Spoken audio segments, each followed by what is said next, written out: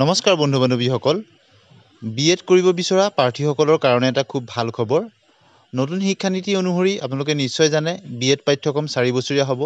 আৰু এই নতুন শিক্ষানীতি অনুসৰি যোৰহাটৰ বাহনা মহাবিদ্যালয়ত 4 বছৰীয়া বিএড পাঠ্যক্ৰমৰ কাৰণে এনচিটিৰ পৰা অনুমোদন লাভ কৰিছে গতিকে আজি বাতৰি কাকতত এই বাতৰিটো সবিস্তাৰভাৱে প্ৰকাশ পাইছে হায়াৰ সেকেন্ডাৰীত 55% থকা প্ৰাৰ্থীসকলে এই ইন্টিগ্ৰেটেড বিএড পাঠ্যক্ৰমৰ কাৰণে তেওঁলোকে আবেদন কৰিব পাৰিব আৰু 200খন আসনৰ কাৰণে অনুমোদন লাভ কৰিছে গতিকে খুব অসমৰ যিসকল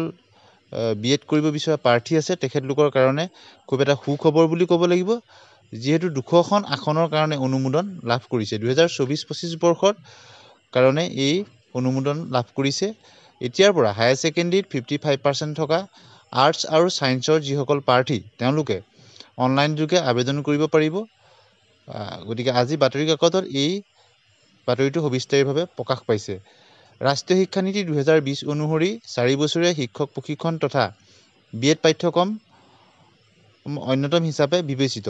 এই নীতিৰ আধাৰত বাহনা মহাবিদ্যালয় যোৰহাট স্নাতকোত্তৰ প্ৰশিক্ষণ মহাবিদ্যালয়ৰ সহযোগত 2024-25 বৰ্ষৰ বাবে 4 বছৰীয়া স্নাতক শিক্ষক প্ৰশিক্ষণৰ পাঠ্যক্ৰমৰ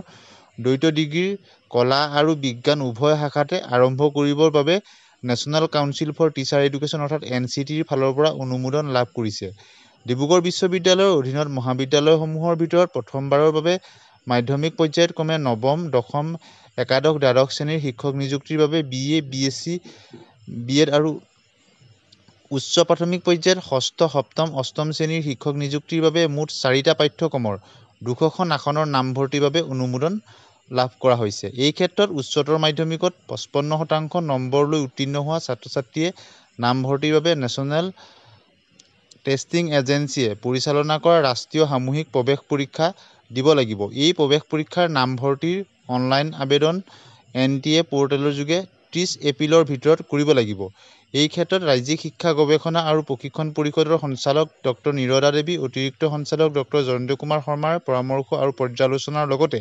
ডিব্ৰুগড় বিশ্ববিদ্যালয় কৰ্তৃপক্ষৰ সহযোগিতা আৰু দিশ নিৰ্দেশনাই সহায় কৰিছে সমগ্ৰ প্ৰক্ৰিয়াটো স্নাতকোত্তৰ প্ৰশিক্ষণ মহাবিদ্যালয়ৰ বৰ্তমানৰ অধ্যক্ষা ডক্টৰ অৰুণিমা দত্তৰ লগতে শিক্ষক শিক্ষয়িত্ৰী আৰু বাহনা মহাবিদ্যালয়ৰ সদ্যৱসৰপ্ৰাপ্ত অধ্যক্ষ লগতে বৰ্তমানৰ অধ্যক্ষ অধ্যাপিকাসকলেও যথেষ্ট গুৰুত্বপূৰ্ণ ভূমিকা গ্ৰহণ কৰিছে গতিকে যিসকলে বিএড কৰিম বুলি আগ্ৰহেৰে বাট চাই আছে তেওঁলোকৰ কাৰণে এটা খুব ভাল খবৰ হায়াৰ সেকেন্ডাৰীত 50% পোৱাৰ পিছত তেওঁলোকে এনটিএ পোৰ্টেলৰ যোগেদি অনলাইন আবেদন কৰিব পাৰিব 30 এপ্ৰিলৰ পৰা প্ৰথম